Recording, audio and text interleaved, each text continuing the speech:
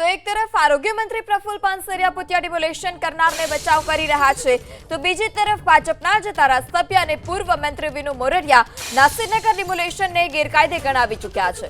વિનુ મોરડિયાએ સ્પષ્ટ કહ્યું છે કે આ ડિમોલેશન સરકાર કે મહાનગરપાલિકાએ નથી કર્યું.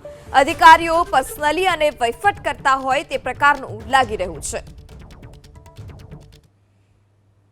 ખાલી ત્યાં હાજર હતા એટલા જ નહીં, એ કોની સૂચનાથી ત્યાં ગયા હતા આ થયું છે પર્સનલ. કોઈ સરકાર કે સંસ્થાએ કે મહાનગરપાલિકાએ નથી કર્યું. અને જો આ પર્સનલ કર્યું એવું સાબિત થાય અને એ તપાસ થાય, કોર્પોરેશન ડિમોલેશન માટે બોલાવ્યા નથી.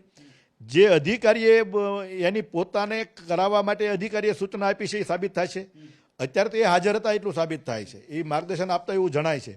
પરંતુ ડિમોલેશન જે કરે છે એ લોકો જવાબ આપશે. ડિમોલેશન કરવાવાળા છે એ લોકો કહેશે કે અમને કોણે બોલાવ્યા, એ રેકોર્ડ ઉપર આવશે કે અમને આ અધિકારીએ બોલાવ્યા છે. અને એ અધિકારીને સૂચના નહોતી, કોર્પોરેશન નથી ડિમોલેશન કરવા ગયું, પર્સનલી ગયા છે.